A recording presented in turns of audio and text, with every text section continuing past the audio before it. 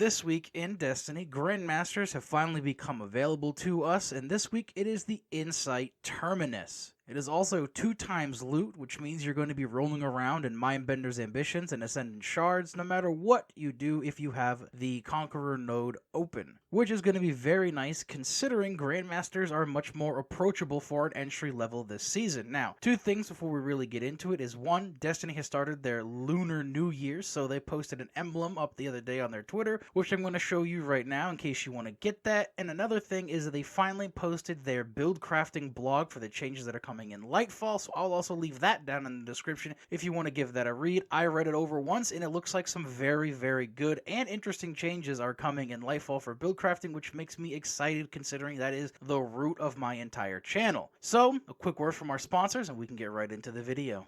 Now, in previous Grandmaster videos, I have done the guide before the loadouts, and this season I'm going to try doing the opposite to see if the video will flow better. So we're going to go over the loadouts first, and then we are going to go over the guide for the Grandmaster itself. So for me, I ran Voidwalker Warlock with Controverse Holds because Void Grenades are very good. I ran the Fragment where it debuffed enemies by sitting in my grenade, and by sitting in my grenade, it gave me my grenade back with Controverse Holds, so it was a great loop to have. Basically, something always had a debuff between the grenades and the grenade launchers we were running. I also ran Revision 0 for its intrinsic barrier because this week we got the final catalyst which gave it 4 times the charm, which is amazing. My Truth Teller grenade launcher, which comes with blinding nades, auto-loading, and demolitionist, so it is an all-around amazing pick for this particular build, as well as having unstoppable champions. And then for my DPS, my heavy, I ran the Taipan linear fusion rifle, so this way I could just deal out a ton of damage and have basically a ton of DPS to throw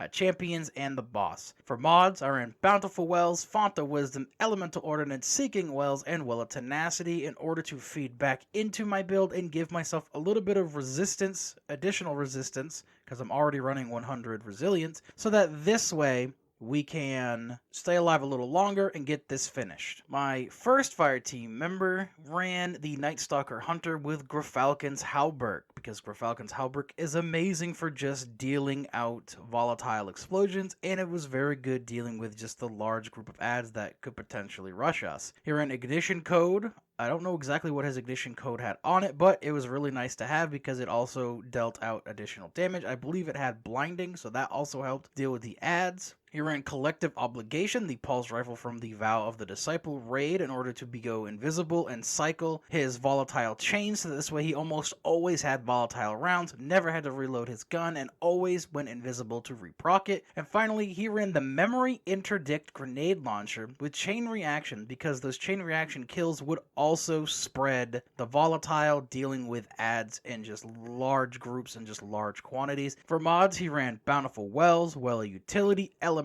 Ordnance, Font of Wisdom, and Reaping Wellmaker, so that this way he could always have his dodge up in case he needed it to go invisible to reproc his volatile rounds. This was very good, especially dealing with adds, because he could also throw his tether at large groups and just get rid of them completely. And it was very nice in the boss room to have that extra DPS debuff for the boss, which the boss has a very weird hitbox, so this helped a lot. And my final fire team member ran Thundercrash Arc Titan with Heart of Inmost Light. It's just a no-brainer. Heart of Inmost Light is very good with Arc Titans with Storm Grenades. He ran Wither Horde to deal out the damage over time and Weaken Clear, so this way we could get the debuff from that. Imperial Needle, as it is a Void Bow, which should have been used for anti-barrier, but we'll go over that in just a minute. And finally, Cataclysmic as his heavy to just deal out a ton of damage, because his Cataclysmic just had better rolls than all of his other ones. Now for mods, he only ran Weaken Clear. He forgot to put on his anti-barrier bow, and he usually doesn't run a build, which just goes to show you don't need crazy, ridiculous, out-of-pocket builds to get Grandmasters finished. Do they help?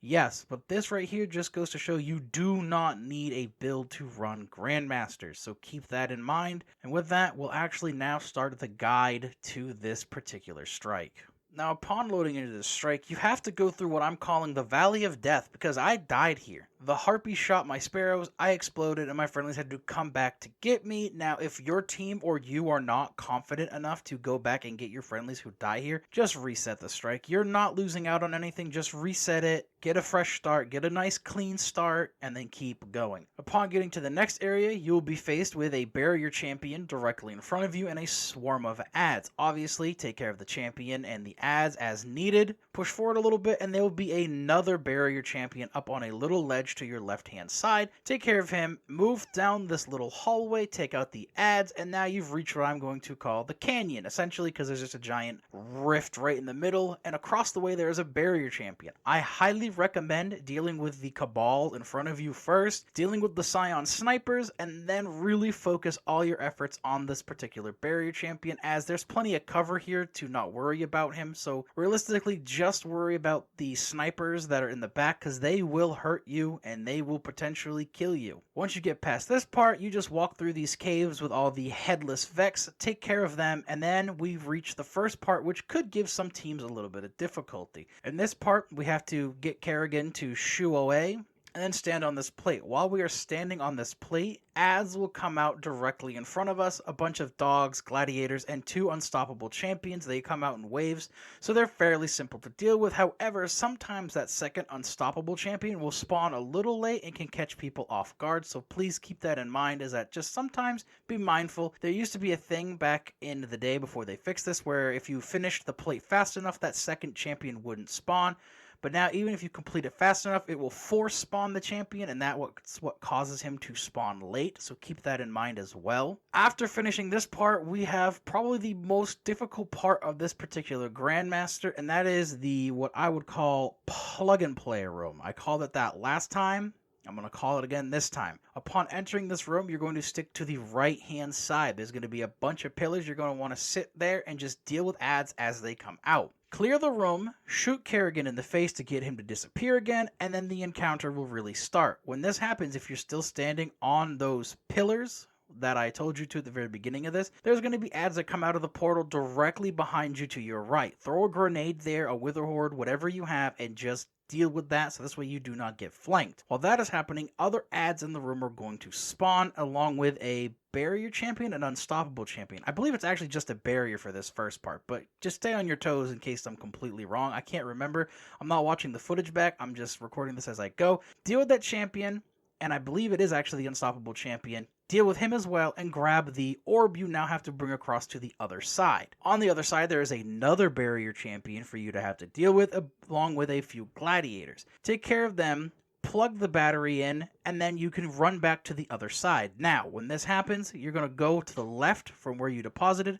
You're going to run up along that side again to get back to your little pillars of safety. Adds are going to spawn out of the portals, as well as a barrier champion spawns right in front of you. Sometimes he'll jump across. In our case, he stayed right in front of us, so we just dealt with him very quickly, moved back up to our pillars, and then dealt with the adds that came at us. 2 more barrier champions and another unstoppable champion. Defeat the unstoppable, grab the battery, and walk forward. Now, when you grab this second battery, another Cabal drop pod is going to drop another champion. Deal with him, and then 2 more barrier champions across the way where you plug in this little arc battery. Deal with those 2 barrier champions, plug the battery in to open the door, and have a bunch of Vex come out at you. They're very easy to deal with. I just threw a void grenade at them and took care of them very simply. And then we can progress on to the boss fight through a few more caves that include a bunch of more headless Vex. Now when we get to the boss arena, you can obviously shoot these adds for free points that you're just not going to need. Once an ally gets down there, you're going to get pulled if you are not down there already. Now in the past, I've always ran a Stasis Warlock here, and this is the first time I've ran something otherwise, so I was very concerned about how capturing the plates were going to go, and it went very nice. First, we captured the one in the middle and then rotated around to the back pillar that is directly behind that middle pillar, dealt with adds,